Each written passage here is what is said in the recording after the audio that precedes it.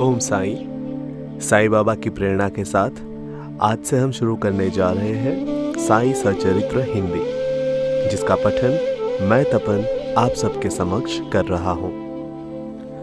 श्री साईं सचरित्र अध्याय 1 वंदना। गेहूं पीसने वाला एक अद्भुत संत, गेहूं पीसने की कथा तथा उसका तात्पर्य। पुरातन पद्धति के अनुसार श्री हेमांड पंत श्री साईं सचरित्र का आरंभ वंदना द्वारा करते हैं। प्रथम श्री गणेश को साष्टांग नमन करते हैं, जो कार्य को निर्विघ्न समाप्त कर उसको यशस्वी बनाते हैं और कहते हैं कि श्री साईं ही गणपति है। फिर भगवती सरस्वती को, जिन्होंने काव्य रचने की प्रेरणा दी, और कहते हैं कि श्री साईं भगवती से भिन्न नहीं है, जो कि स्वयं ही अपना जीवन संगीत बयान कर रहे हैं। फिर ब्रह्मा, विष्णु और महेश, जो क्रमशः उत्पत्ति, स्थिति और संहार करता है, और कहते हैं कि श्री साईं और वे अभिन्न है, वे स्वयं ही गुरु बनकर भवसागर से पार उतार देंगे। फिर अपने कुल देवता श्री नारायण आदिनाथ की वंदना करते हैं, जो कि कोंकण में प्रकट हुए। कोंकण वह भूमि है जिसे श्री परशुराम जी ने समुद्र से निकालकर स्थापित किया था। तत्पश्चात वे अपने कुल के आदि पुरुषों को नमन करते हैं।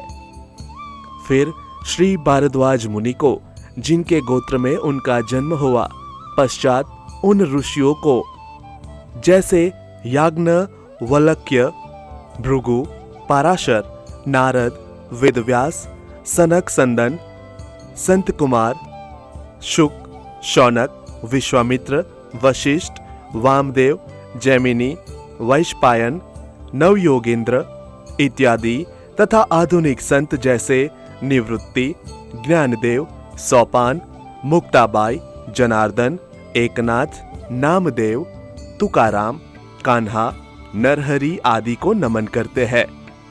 फिर अपने पितामह सदाशिव, पिता रघुनाथ और माता को, जो उनके बचपन में ही गत हो गई थी। फिर अपनी चाची को, जिन्होंने उनका भरण पोषण किया, और अपने प्रिय भ्राता को नमन करते हैं। फिर पाठकों को नमन करते हैं, जिनसे उनकी प्रार्थना है कि वे एकाग्रचित होकर कथामृत का पान करें।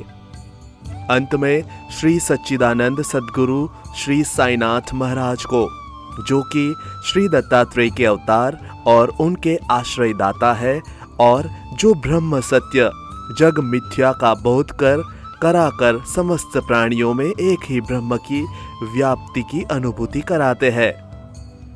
सर्वश्री पाराशर, व्यास और सांडिल्य आदि के समान भक्ति के प्रकारों का संक्षेप में वर्णन कर अब ग्रंथकार महोदय निम्नलिखित कथा प्रारंभ करते हैं।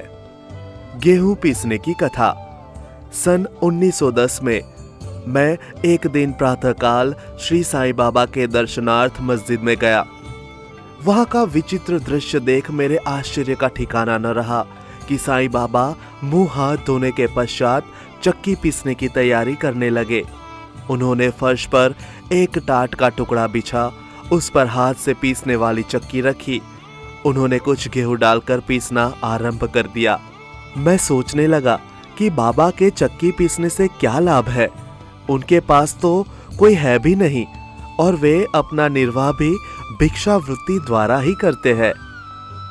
इस घटना के समय वहां उपस्थित अन्य व्यक्तियों की भी ऐसी ही धारणा थी, परंतु उनसे पूछने का साहस किसे था।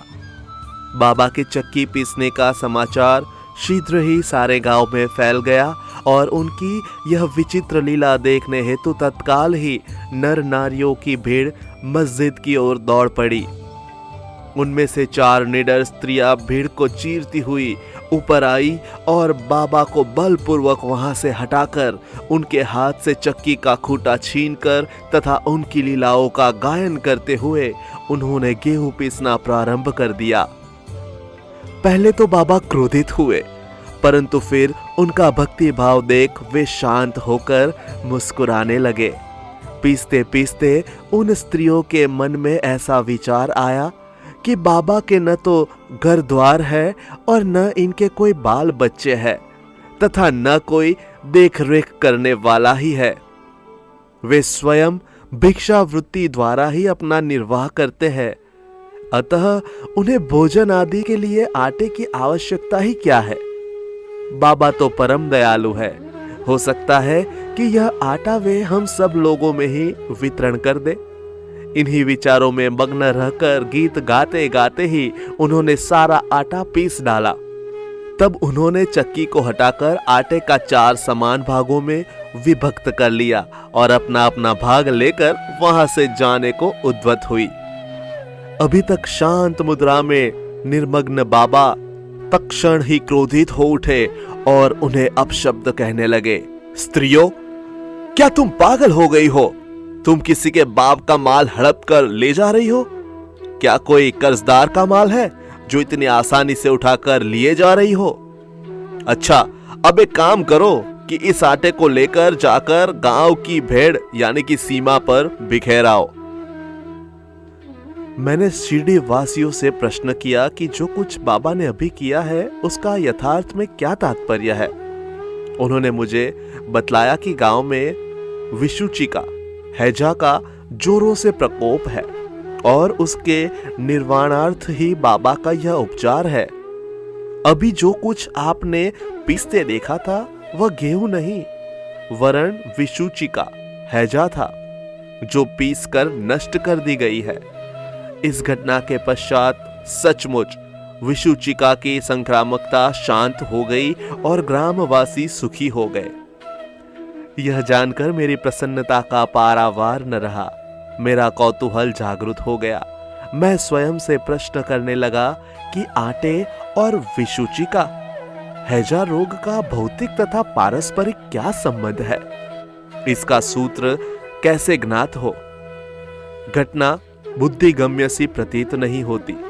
अपने हृदय की संतुष्टि के हेतु इस मधुर लीला का मुझे 4 शब्दों में महत्व अवश्य प्रकट करना चाहिए। लीला पर चिंतन करते हुए मेरा हृदय प्रफुल्लित हो उठा और इस प्रकार बाबा का जीवन चरित्र लिखने के लिए मुझे प्रेरणा मिली। यह तो सब लोगों को विदित ही है कि यह कार्य बाबा की कृपा और शुभ आशीर्वाद से सफलतापूर्वक संपन्न हो गया। आटा पीसने का तात्पर्य। शिरडी वासियों ने इस आटा पीसने की घटना का जो अर्थ लगाया वह तो प्रायः ठीक ही है, परंतु उसके अतिरिक्त मेरे विचार से कोई अन्य अर्थ भी है। बाबा शिरडी में 60 वर्षों तक रहे और इस दीर्घ काल में उन्होंने आटा पीसने का कार्य प्रायः प्रतिदिन ही किया। पीसने का अभिप्राय गेहूं से नहीं वरन अपने भक्तों के पापों, दुर्भाग्यों, मानसिक तथा शारीरिक तापों से था। उनकी चक्की के 2 पार्टों में ऊपर का पार्ट भक्ति तथा नीचे का कर्म था।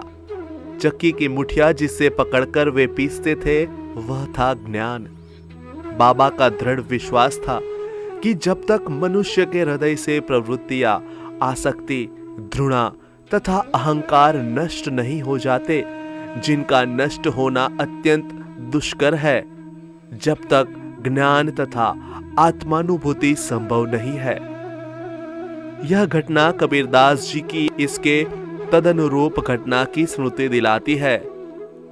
कबीरदास जी एक स्त्री को अनाज पीसते देखकर अपने गुरु निपट निरंजन से कहने लगे कि मैं इसलिए रुदन कर रहा हूं कि जिस प्रकार अनाज चक्की में पीसा जाता है उसी प्रकार मैं भी भवसागर रूपी चक्की में पीसे जाने की यातना का अनुभव कर रहा हूं। उनके गुरु ने उत्तर दिया कि घबराओ नहीं, चक्की के केंद्र में जो ज्ञान रूपी दंड है उसी को दृढ़ता से पकड़ लो। जिस प्रकार तुम मुझे करते देख रहे हो उससे दूर मत जाओ, बस केंद्र की ओर ही अग्रसर होते जाओ और तब यह निश्चित है कि तुम इस भवसागर रूपी चक्की से अवश्य ही बच जाओगे। श्री सद्गुरु साईनाथ पूर्णमस्तु। शुभ भवन्तु। साई सचरित्र का ये प्रथम अध्याय यहाँ समाप्त होता है। अगले अध्याय के साथ जल्द ही मुलाकात होगी। आप सभी भक्तों को ओम साई।